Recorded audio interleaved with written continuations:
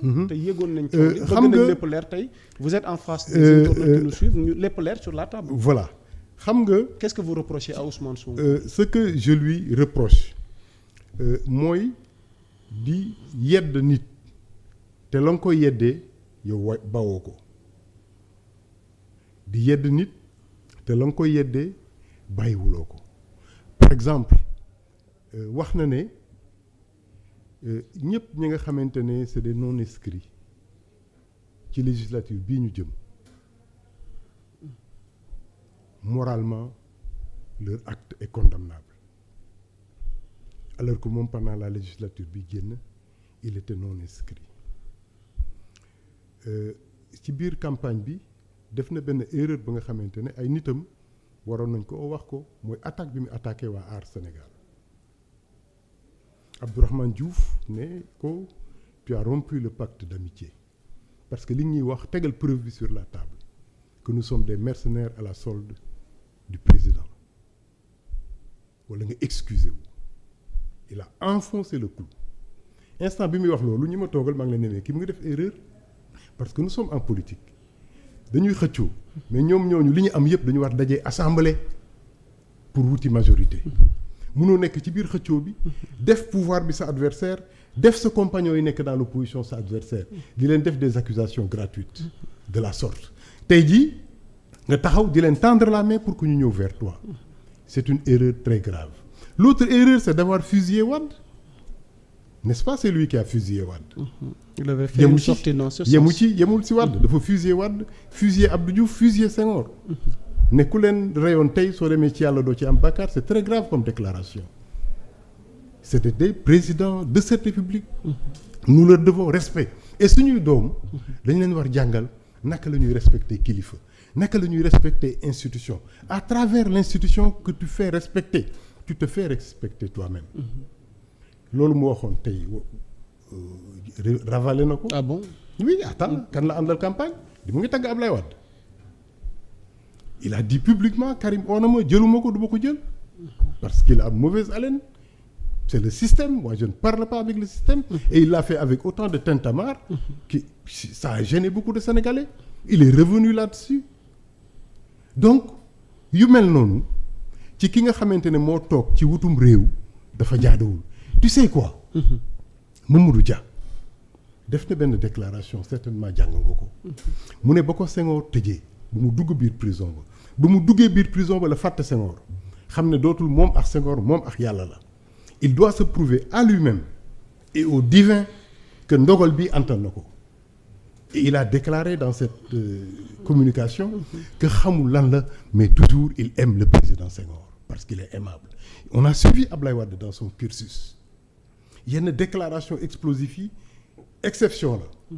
aussi bien lui que ceux qui sont avec lui parce qu'il sait que moom statut de grand-père bi mu amoon conquérir le pouvoir lay wut mais il doit participer par l'exemple et les actes qu'il pose à la rééducation de ce peuple-là qui en a besoin cette jeunesse c'est nos enfants c'est nos fils Ousmane Sonko tey mën na participer à rééduquer ce peuple au-delà de l'utilisation bi mu ci mën a am pour ñu accompagner ko mu conquérir le pouvoir et nous attendons de lui qu'il participe autant que le président de la République et tous les autres leaders d'opinion de ce pays à la formation du militant le militant c'est pas un ustensile c'est pas un outil qu'on doit utiliser dafa am école du parti bu yàgg nit dafa doon sawar sa doom nga yónni ko mu dem nekk militant dans un parti. donc da nga jàpp ne ñoom problème de formation moo posé à leur niveau. parce que da nga doon xam ne. su demee nekk ci benn parti di jàng formation da koy amaale. day jàngaale xam-xam day jàngaale ni ñu yoree réew day jàngaale démocratie day jàngaale jomante day jàngaale accepter défaite accepter victoire. mais tey jii qu'est-ce qui se passe dans les partis politiques modernes qu'est-ce qu'on apprend à nos enfants? Qu'est-ce qu'on apprend? On ne leur apprend pas la tolérance. Okay. C'est ça la démocratie. La tolérance. L'acceptation de l'autre. nga wax nit jug ci xam-xam ne la li nga wax de ànduma ci nga ne ko naka la. débat d'idées. teg ko sur la table. xool luy njëriñ su amee dëgg. nga ne ko jërëjëf. mais pourtant ceci n'est pas absent. amatul ceci n'est pas absent ci opposition bi. amatul Sénégal. je t'en prie amatul Sénégal. Et dans les faits on voit à chaque fois qu'il y a une certaine montée en puissance de cette opposition. Bien vrai que attends soyons clairs. Moi je ne parle pas de montée mathématique. Ok. Je ne crois pas en cette mathématique. C'est pas parce que mais dans les faits l'opposition ne cesse d'avancer. non parce que bon su dee avancée bi c'est mathématique man gëwuma avancée boobu. avancée boobu mooy tax nga jël pouvoir. mais jël pouvoir ça veut pas dire que tu es bon. bés bu nekk ñu Hitler dañ ko fal démocratiquement. mais il est devenu Adolf Hitler. attends c'est pas de la mathématique 1 plus 1 égale 1 maa ëpp nombre 100 personnes sont avec moi donc j'ai raison attends le plus grand nombre n'a pas toujours raison. Tu peux avoir la majorité et être dans le tort moo tax en démocratie su fekkee ne xam nga lan mooy démocratie da ngay am majorité ba pare respecter la minorité parce qu'il arrive souvent je l'ai dit dans mon texte que la vérité soit du côté de la minorité. Si Cheikhou Chérifi avait la majorité. Joe Ballard avait la majorité. Kounkandé a cassé le net. C'est pas parce que tu fais foule et que tu casses le net que tu as raison.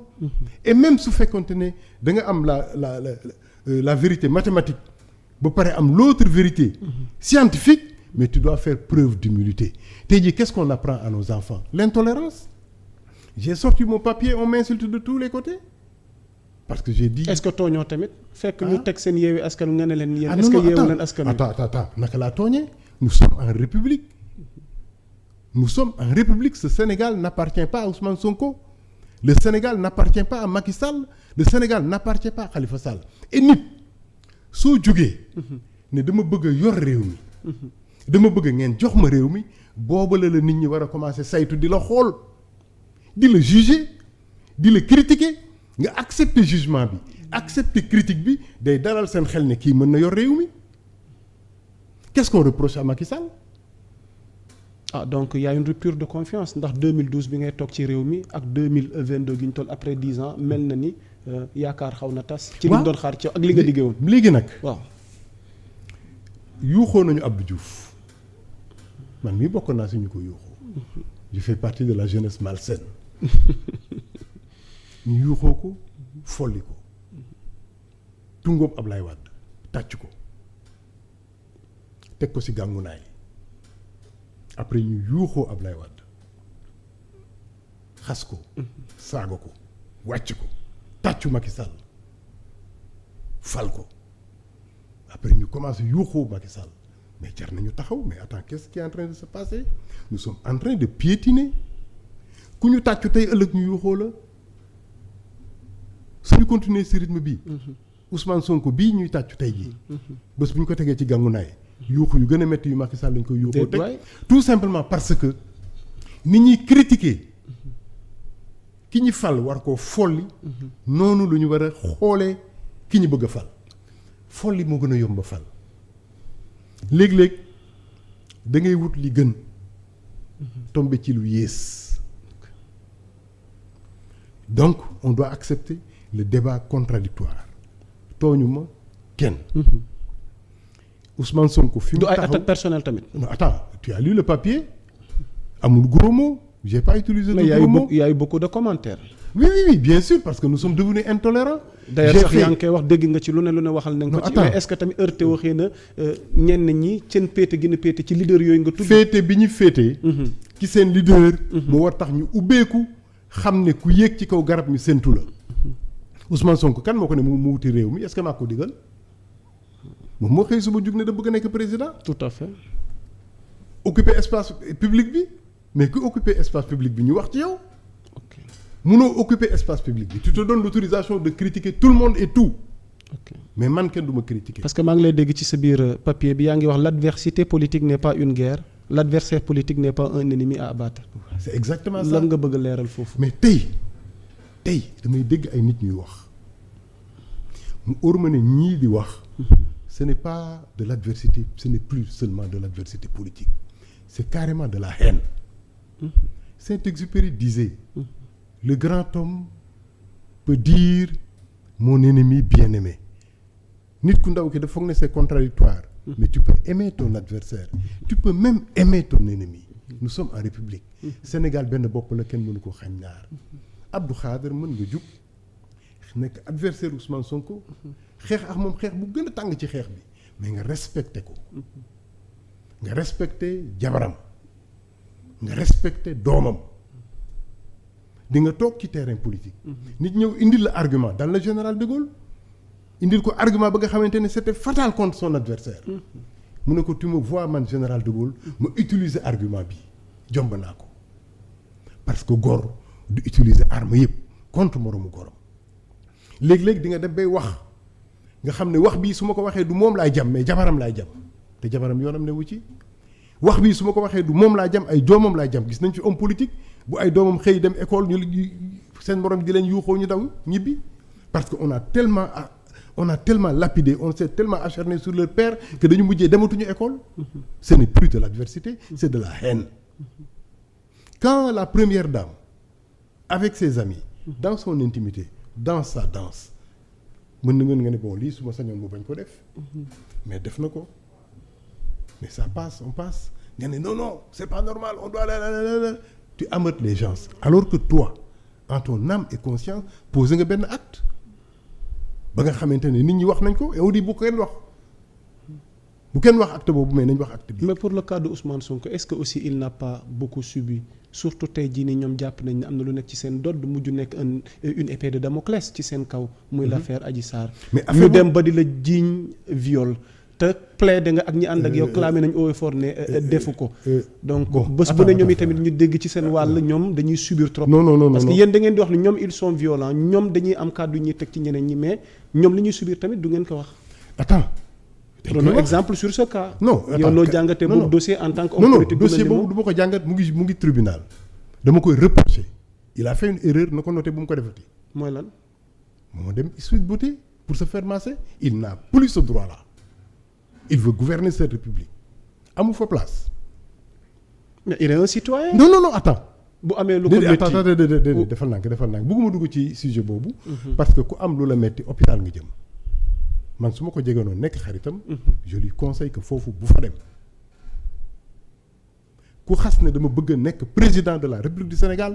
am na droit yi nga xamante ne Abdou Khadre am na ko yow amatoo ko. man bi may ñëw fii taxi laa dugg est-ce que damaa ndax garde corps moom ñame na ko amatul droit bi amatul droit génn sans garde corps amatul droit dugg taxi moom kenn noonu la ñàkkee droit dem Sweet Beauté bëgguma dugg ci dossier boobu mais dossier boobu waxuma accusation bi dem bi laa wax. et Wade joxoon na ko ay conseil nee na ko bul naanati ndox dégg naa ñeneen joxoon na ko conseil boobu.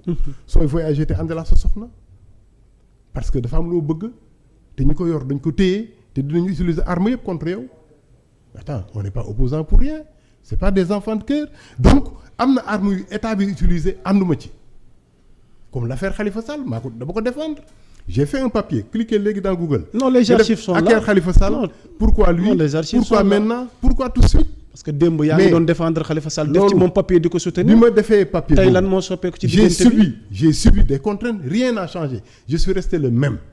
liberté bi ma amoon pour critiquer Abdoulaye Wade bi mu nekkee président am liberté boobu pour critiquer Abdou Diouf am liberté boobu critiquer Macky Sall liberté boobu laa am pour critiquer Ousmane Sonko ak Khalifa Sall kenn du ma ko xañ. balaa ñuy dugg ci Khalifa Sall Ousmane Sonko ndax dafa mel ni yow dafa am. et j'appelle au-delà des reproches il y a dafa mel ni da nga am ay recommandations wala conseils yoo ko bëgg a jox. c'est-à-dire.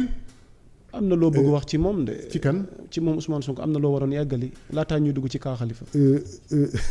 non c'est-à-dire moom moo. ñu ngi woon ci dossier moom moo taxaw. wax ne dafa bëgg réew mi. instant bi muy projet boobu taxawee la génn ci cadre citoyen lambda. parce que c'est un citoyen prétendant au fauteuil présidentiel.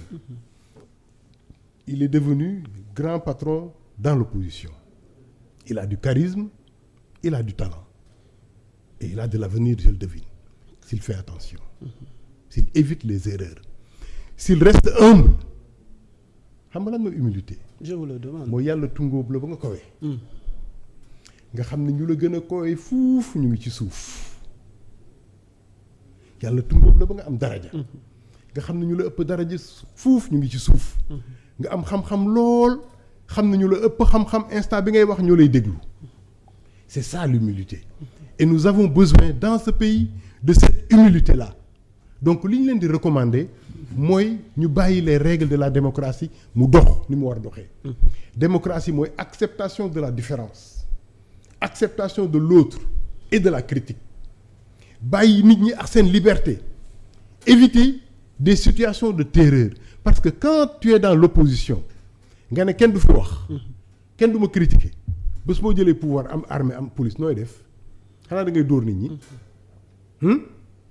Quand tu es dans l'opposition mu am ñeneen ñu nekk comme yow nekk dans l'opposition nga ne ni ñëpp ànd ak man soo leen àndul ak man baaxu leen benn opposition moo fi am mooy man benn leader d'opposition moo fi am mooy man Ablaye Wade sax sañu ko woon au temps de sa toute puissance. Pourquoi ces extrémismes-là? Pourquoi ces situations de terreur? Pourquoi ñu bëgg a bâillonner les populations ne kenn du fi waxati loolu mooy yeewu. ndax du stratégie politique. loolu mooy yeewu. est-ce que du stratégie politique. loolu mooy yeewu dootul yeewi soo yeewi nit ñi da nga leen di yeewi ci seen liberté yeewi leen si ñu sañ la wax dëgg yeewi seen xel pour ñu mën analyser say wax soo duggee ci contradiction ni ngeen ne la tu es en contradiction c'est ça qui fait avancer un leader.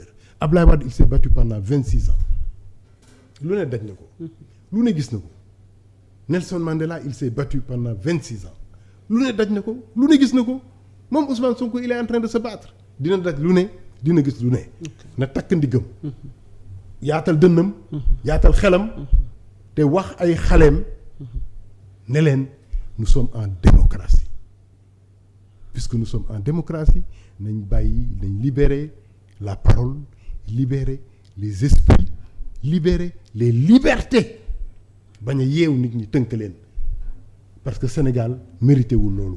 En 1970 on était libre sous Abdou Diouf on était libre am na liberté dañuy xeex pour mu yokku. processus la waaw processus la. ñuy xeex mu yokku ci xeex mu yokku ba ñu agsi fii tey. En 2000 yi ñu ne attends que plus personne ne parle. Attends soyons sérieux on peut se taire tant que c'est pas grave mais su dérive bi demee ba àgg fenn niveau bi mag ñi ak boroom xam-xam yi ak ñi fekkee démb dañu war jug ne ndaw ñi du nii xeex leen Macky Sall folli leen ko mais ce n'est pas votre ennemi xeex leen diw mais xeexin bi na rafet. Alors pour terminer ce sujet boobu qu'est-ce qu'il